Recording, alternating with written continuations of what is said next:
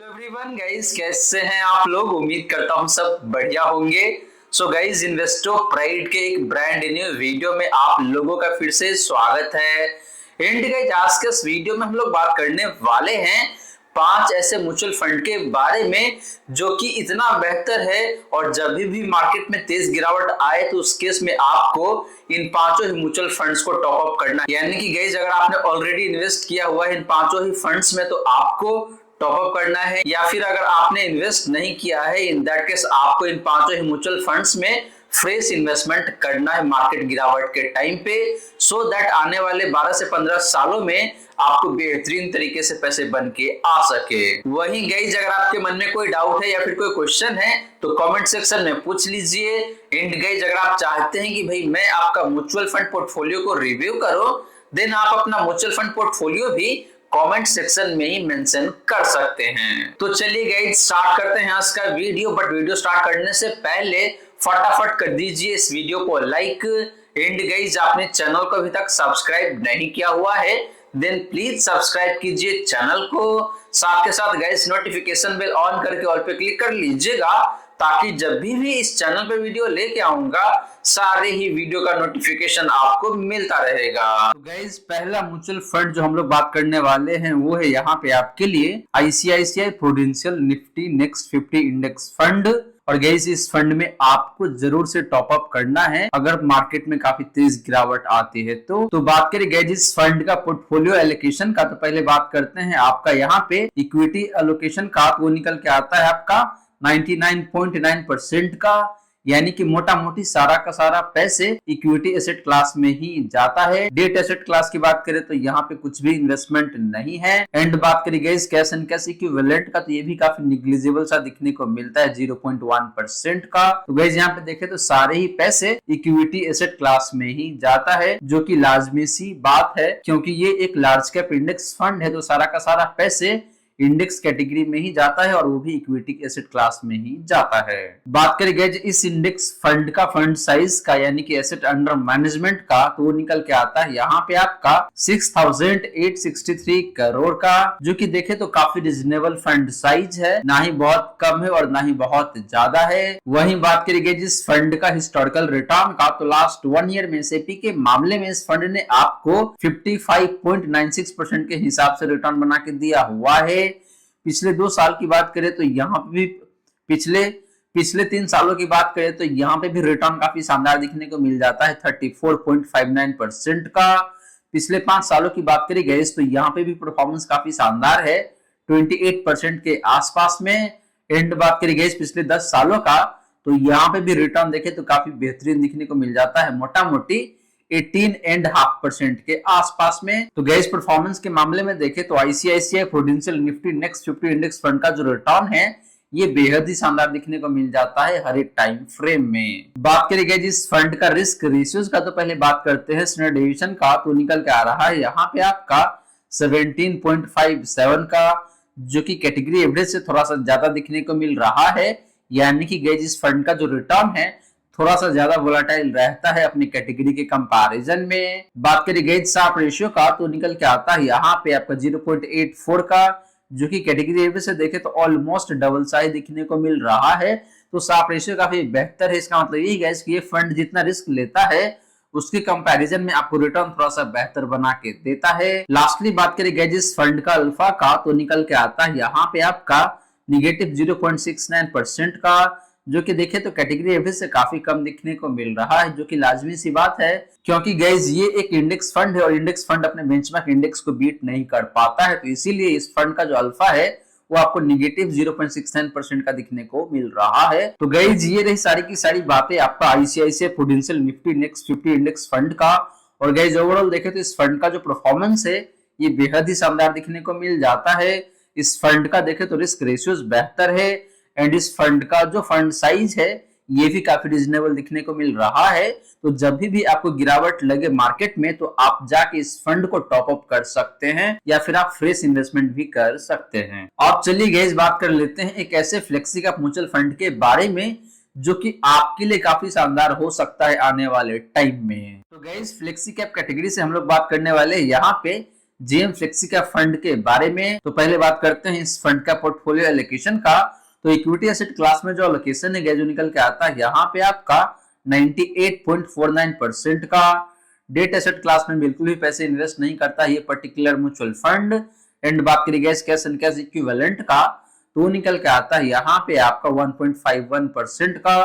तो गैस इस फंड का भी देखें तो पोर्टफोलियो एलोकेशन काफी अच्छा दिखने को मिल रहा है, मुझे कहीं कोई दिक्कत लगता नहीं है यहाँ पे। बात करें गैस फंड साइज का या फिर कह लीजिए एसेट अंडर मैनेजमेंट का, तो निकल के आता है यहाँ पे आपका 4228 करोड़ का, जो कि अगेन देखे तो काफी रिजनेबल फंड साइज है, ना तो बहुत ज्यादा है और ना ही बहुत कम है। वहीं गैस बात करें इस फंड का हिस्टोरिकल रिटर्न का, तो लास्ट 1 ईयर में एसआईपी के मामले में इस फंड ने आपको काफी शानदार तरीके से पैसे बना के दिया हुआ है, और वो निकल के आता है यहाँ पे आपका 51.39% का।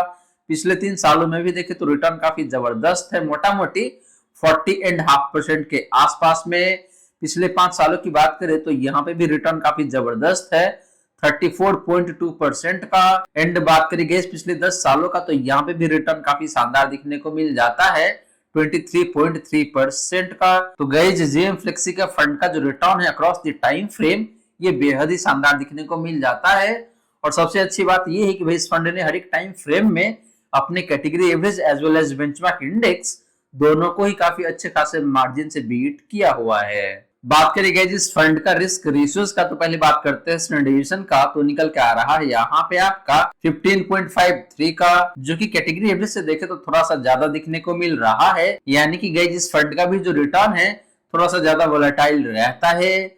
बात करेंगे जिस फंड का साफ रेशियो का, तो निकल के आता है यहाँ पे आपका 1.23 का, जो कि देखे तो कैटेगरी एवरेज से काफी अच्छा दिखने को मिल जाता है। यानी कि ये फंड भी जितना रिस्क लेता है उसके कंपैरिजन में आपको ज्यादा रिटर्न बना के देता है। एंड लास्टली बात करेंगे अल्फा का, तो निकल के आता है यहाँ पे आपका 9.12% का। एंड कैटेगरी एवरेज का अल्फा देखे तो काफी कम दिखने को मिलता है 0.6% का। तो गैज जीएम फ्लेक्सी का फंड का जो अल्फा है ये भी काफी शानदार दिखने को मिल जाता है। इससे गैज यही पता चलता है कि भाई इस फंड का जो रिटर्न है काफी शानदार रहता है अपने बेंचमार्क इंडेक्स के कंपैरिजन में। तो गैज ये रही सारी की सारी बातें आपका जीएम फ्लेक्सी का फंड के बारे में।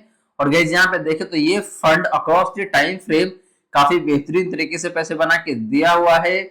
इस फंड का रिस्क रेशियोज भी काफी शानदार है। एंड इस फंड का जो फंड साइज है ये भी काफी बेहतरीन दिखने को मिल जाता है। तो मार्केट में जब भी गिरावट आएगी तो आपको इस फंड में भी जाके इन्वेस्ट करना है या फिर इस फंड को टॉप अप करना है अगर आपके पास ऑलरेडी इन्वेस्टेड है तो। आप चलिए गैस बात कर लेते हैं एक ऐसे मिड कैप म्यूचुअल फंड के बारे में जो कि देखे तो अपनी कैटेगरी में सबसे शानदार है एंड आपको हिस्टोरिकली काफी बेहतरीन तरीके से पैसे बना के दिया हुआ है। एंड आने वाले टाइम में भी ये फंड आपको काफी जोरदार तरीके से पैसे बना के दे सकता है। तो गैस मिड कैप कैटेगरी से हम लोग बात करने वाले हैं Motilal Oswal mid cap fund के बारे में। तो पहले बात करते हैं इस फंड का पोर्टफोलियो एलोकेशन का। तो गैस इक्विटी एसेट क्लास में जो एलोकेशन है वो निकल के आता है यहाँ पे आपका 78.28% का। डेट एसेट क्लास की बात करें तो यहाँ पे कुछ भी इन्वेस्टमेंट नहीं है, यानी कि 0% पैसे जा रहा है डेट एसेट क्लास में। एंड बात करें कि भाई इनके पास कैश कितना पड़ा हुआ है, तो निकल के आता है यहाँ पे आपका 21.72% का। तो gas Motilal Oswal mid cap fund ने तैयारी काफी शानदार तरीके से किया हुआ है और जैसे ही मार्केट में काफी तेज गिरावट आएगी तो उस केस में इस सारे 21% को या फिर कह लीजिए 22% को इन्वेस्ट कर देगा और कम रेट पे खरीदेगा, और जब मार्केट बढ़ेगी तो उस केस में आपको काफी बेहतरीन तरीके से पैसे बना के देगा ये पर्टिकुलर म्यूचुअल फंड। तो gas Motilal Oswal mid cap fund का जो पोर्टफोलियो एलोकेशन है ये मुझे काफी शानदार दिखने को मिल रहा है। वहीं बात करेंगे जिस फंड का फंड साइज का या फिर एसेट अंडर मैनेजमेंट का, तो निकल के आता है यहाँ पे आपका 15,940 करोड़ का, जो कि देखे तो ठीक है, ना तो बहुत ज्यादा है और ना ही बहुत कम है, काफी रिजनेबल फंड साइज दिखने को मिल रहा है। वहीं बात करेंगे जिस फंड का हिस्टोरिकल रिटर्न का, तो एसआईपी के मामले में लास्ट 1 ईयर में इस फंड ने आपको 73.19% के हिसाब से रिटर्न बना के दिया हुआ है। पिछले 3 सालों की बात करें तो यहाँ पे रिटर्न काफी शानदार है 47.63% का। पिछले 5 सालों की बात करें तो यहाँ पे भी रिटर्न काफी जबरदस्त दिखने को मिल जाता है 42.52% का। एंड बात करेंगे इस पिछले 10 सालों का रिटर्न का, तो ये भी काफी शानदार दिखने को मिल जाता है 26.19% का। तो guys across the time frame SIP के मामले में मोतीलाल ओसवाल मिड का फंड ने आपको काफी बेहतरीन तरीके से रिटर्न बना के दिया हुआ है। बात करें गाइस इस फंड का रिस्क रेशियोज का, तो पहले बात करते हैं स्टैंडर्ड डिविएशन का, तो निकल के आता है यहाँ पे आपका 16.01 का, जो कि कैटेगरी एवरेज से देखें तो मार्जिनली ज्यादा दिखने को मिल रहा है।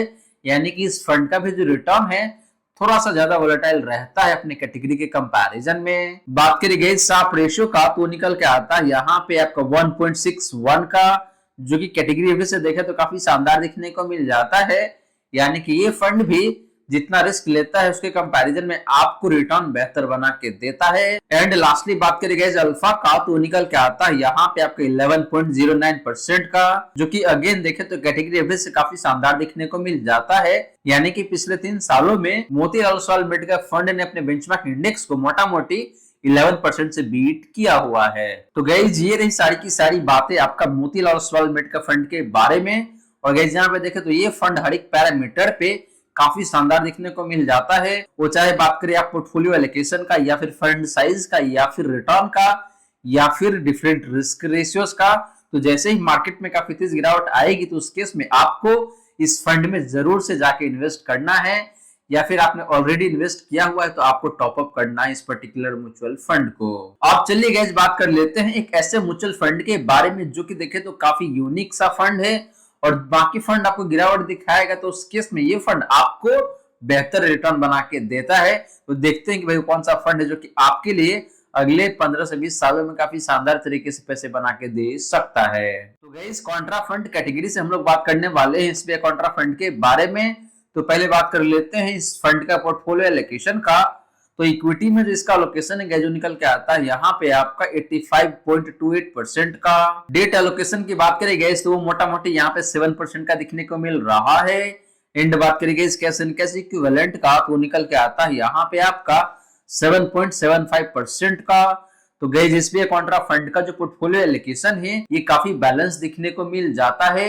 इसने इक्विटी में भी पैसे इन्वेस्ट किया हुआ है, डेट एसेट क्लास में भी पैसे इन्वेस्ट किया हुआ है, और इनके पास गैस कैश भी पड़ा हुआ है जिसको ये मार्केट में जाके इन्वेस्ट कर सकते हैं जब मार्केट में काफी तेज गिरावट आएगी। तो ओवरऑल देखें तो इस फंड का जो पोर्टफोलियो एलोकेशन है ये काफी शानदार दिखने को मिल जाता है।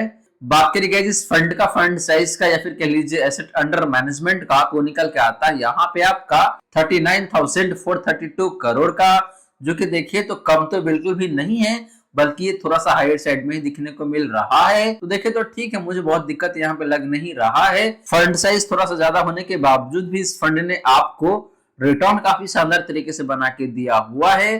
तो बात करेंगे जिस फंड का हिस्टोरिकल रिटर्न का, तो लास्ट 1 ईयर में एसआईपी के मामले में इस फंड ने आपको 31.23% के हिसाब से रिटर्न बना के दिया हुआ है। पिछले 3 सालों की बात करें तो यहाँ पे भी रिटर्न काफी शानदार दिखने को मिल जाता है, मोटा मोटी 34.5% के आसपास में।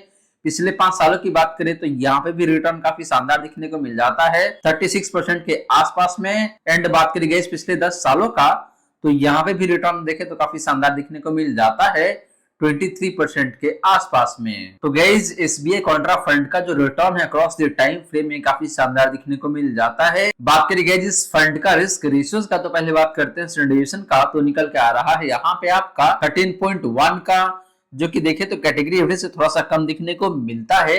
यानी कि गाइस इस फंड का जो रिटर्न है वो काफी कम वोलेटाइल रहता है और आपको काफी स्टेबल रिटर्न बना के देता है ये पर्टिकुलर म्यूचुअल फंड। बात करें गाइस शार्प रेशियो का, तो निकल के आता है यहाँ पे आपका 1.4 का, जो कि कैटेगरी एवरेज से देखे तो थोड़ा सा ज्यादा दिखने को मिल रहा है।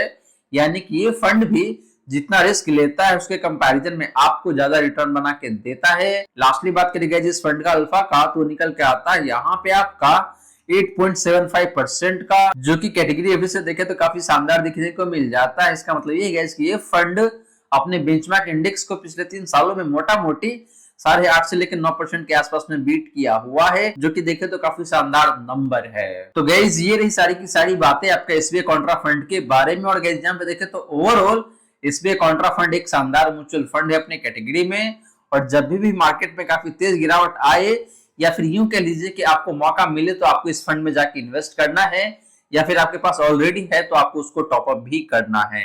अब चलिए गाइस बात कर लेते हैं एक ऐसे स्मॉल कैप म्यूचुअल फंड के बारे में जिसको लेके सभी लोग परेशान हैं और देखा जाए तो यहाँ पे सभी लोगों ने इन्वेस्ट किया हुआ है, लेकिन इसके बावजूद भी परेशानी है सभी लोगों के मन में कि भाई आगे चल के ये फंड परफॉर्म कैसा करेगा।